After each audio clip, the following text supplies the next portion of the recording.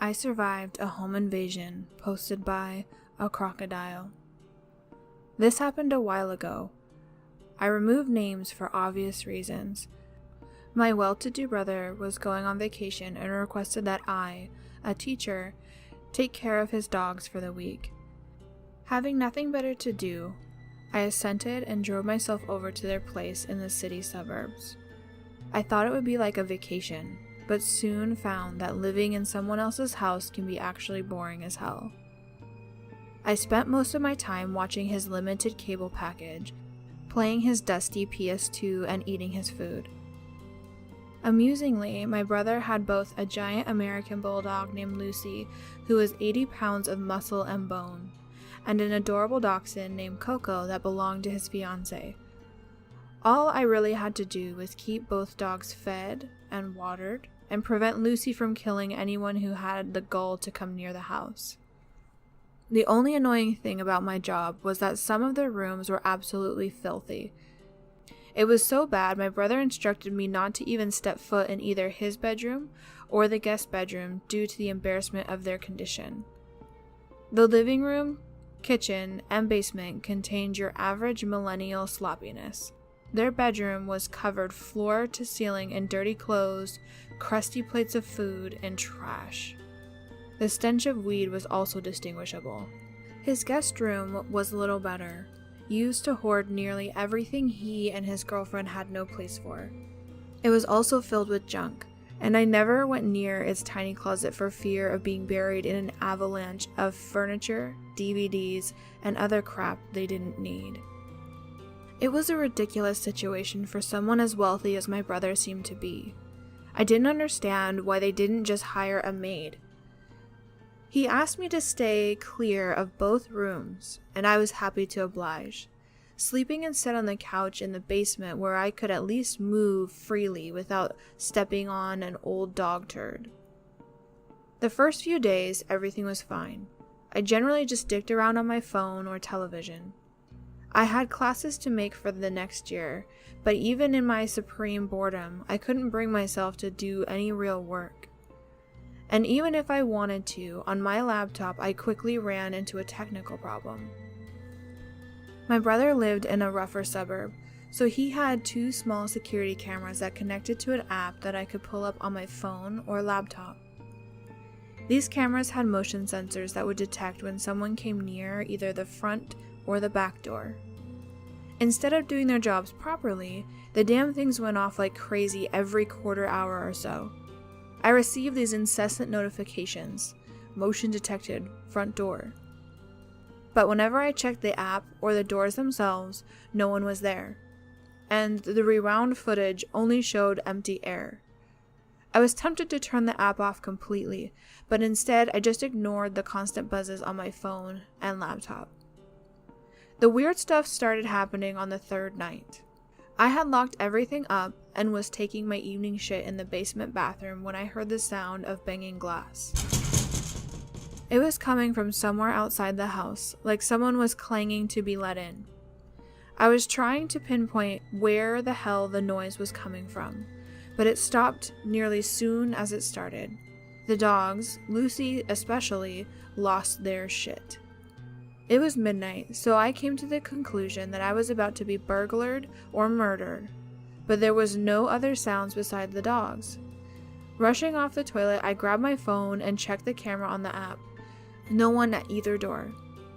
Realizing I had to do something, I snatched the tiny handgun my brother left me and tentatively made my way out of the basement. Coco followed me, snarling. All the lights were out, just like I left them. But I quickly changed that. I checked the windows on all 3 floors and ensured that they were locked. I double-checked the screen doors too. Everything was latched shut. There was no sign of any forced entry, and the backyard was clear.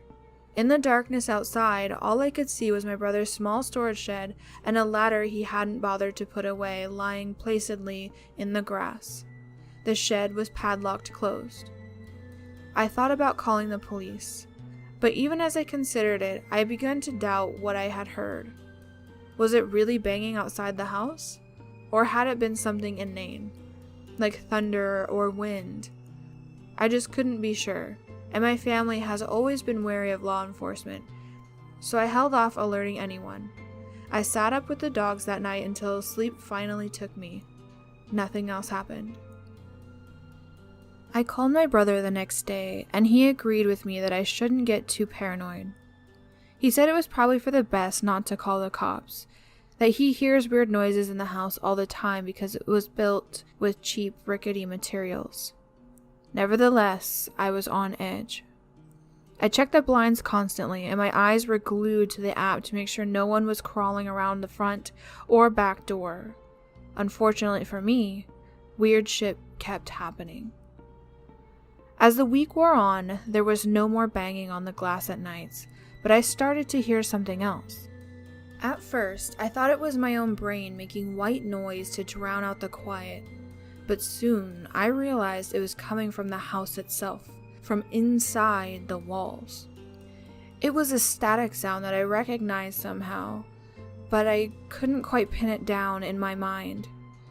It was like an electrical wiring that I could just barely make out when everything was silent in the dead of night, or when the dogs napped during the daytime.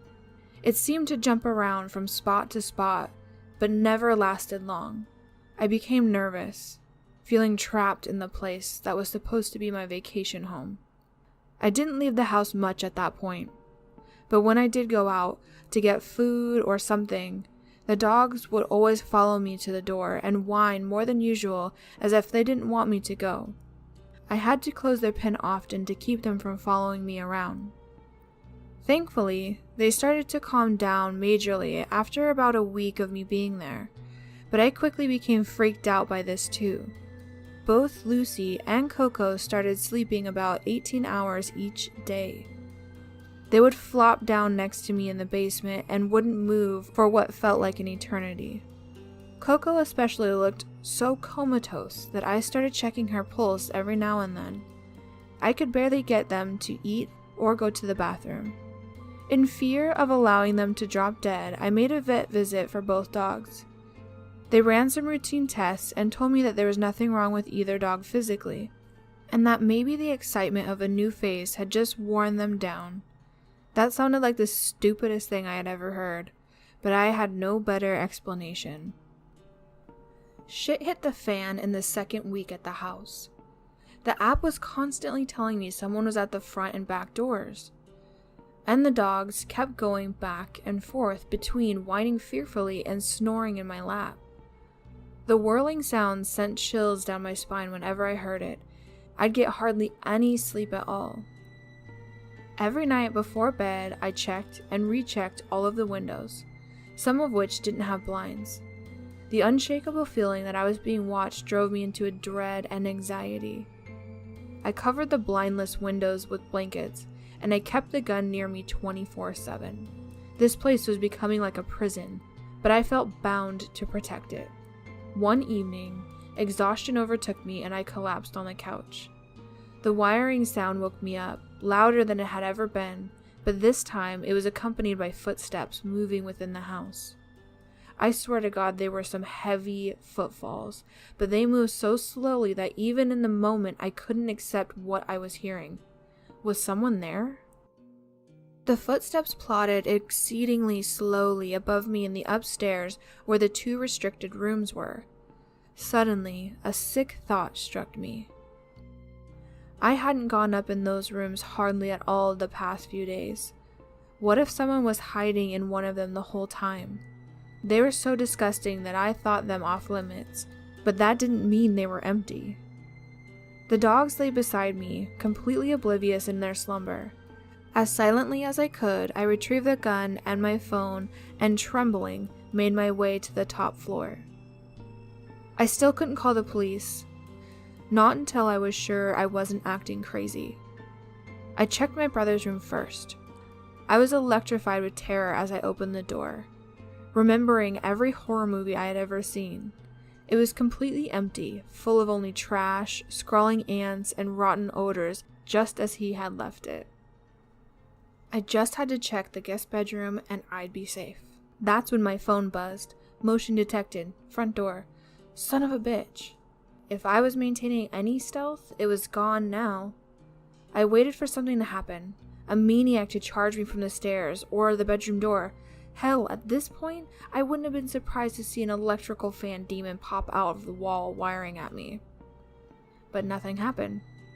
After 5 bone-chilling minutes of silence, I finally gathered the courage to check the front door camera on my phone. As always, an empty porch greeted me. I tried to keep my breathing calm as I opened the door to the guest bedroom. It was also empty. Just junk piled high and no sign of footprints or any wiring sound. My eyes fell to the last spot of the house that I hadn't swept yet, the small closet. I actually started to feel better about the whole situation. I had been so strung out that I had to have been hearing things, and I had no actual evidence of anyone in the house except for my untrustworthy ears. I threw open the closet door, and just as I was expecting, there was no one and nothing there, except a window. A window I hadn't fucking noticed in all of my time at the house. I wanted to strangle whoever built this place. Why would you put a window in the closet of a spare bedroom? What did that contribute to the aesthetic of the house? The window was unlocked. Someone had cut away the glass just enough to pop a fist-sized piece out and unlatch it. They had replaced that piece carefully, so only a clear investigation would reveal it. But how the hell could a person use a window on the second floor of a house to get in? Unless there were some Assassin's Creed type motherfuckers. They couldn't just climb up the gutter in broad daylight. Then I remembered the ladder in the yard, not locked up, just laying in the grass waiting for somebody to come along and make use of it. I cursed my brother. More details came to my fearful eyes. Littering the floor were candy bar wrappers, a dirty blanket, and 2 water bottles filled with a pale yellow liquid. My heart sunk further. Someone had been in the house with me and the dogs. It was at this moment that I knew I couldn't wait any longer. Darkness was coming on, and I had no fucking intention of staying in that house tonight. I had to call the police. My phone buzzed right before the glass shattered. Motion detected front door. Motion detected back door. Oh fuck. The screen door cracked, and now a tremendous banging rang out from the front porch. Panicking, I tried to do too many things at once. I was trying to dial 911, but instead clicked the camera app open. A large man was prying away at the hinges of the front door with a crowbar. He was brawn and tall. On his face was a grinning skull balaclava. I was about to piss myself. He would be in seconds. I nearly fell down the stairs, and then I was face to face with the door. All I could hear was clanging as the balaclava man beat his way inside. The hinges were bent, ready to burst. I'm not some sort of action hero. I was an idiot, scared out of his mind, and faced with a home invasion I felt like I had no way of handling. I did the only thing I thought that made sense. I fired 5 times into the door. The gun wasn't all that powerful. It was a 9mm, but it made a hell of a noise. For an instant, I even felt some relief because I knew someone, even in this bad neighborhood, would call the police for me.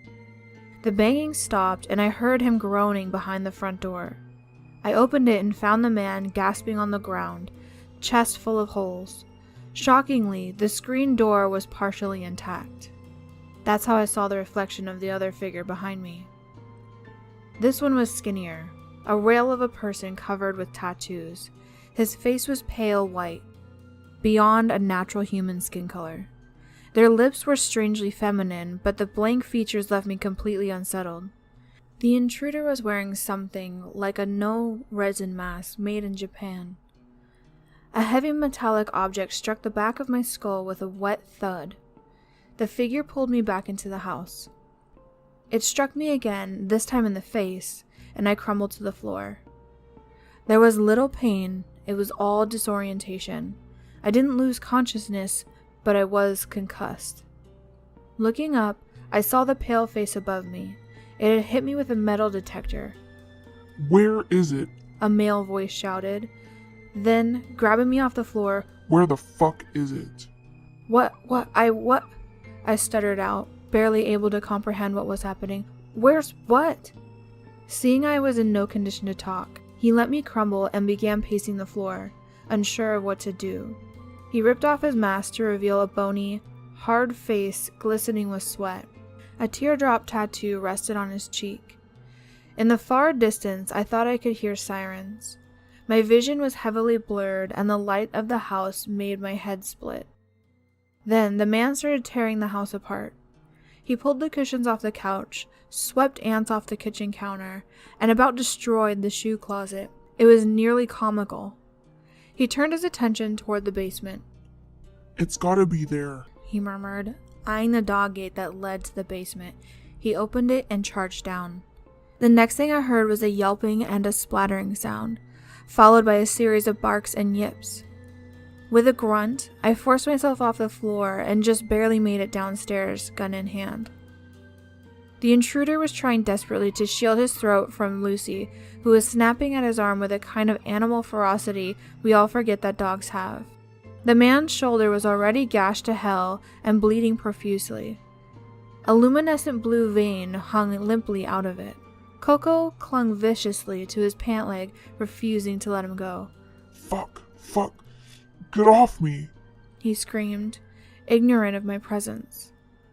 I know that shooting people is supposed to be hard, but in this scenario, the only trouble I had was aiming. I was concussed, scared, and angry all at once. These fuckers had been in this house for God knows how long, and they had scared the absolute shit out of me and the dogs. I emptied the 7 rounds into his gut. At the sound of the gunfire, the dogs yelped and dashed away. Thankfully, I didn't hit them. The man first bolted up, eyes wide, and then whirled and slumped against the wall. I kept firing an empty pistol at his twitching figure. And then the cops shot me. I didn't hear them break down the door. I didn't hear anyone shout for me to drop the gun, and I'll be damned if I heard the actual report of the pistol. Thankfully, the cop only hit me once and didn't fire at any of the dogs, who were barking madly and dashing around the room. Before I passed out, I felt Lucy's tongue lapping my face.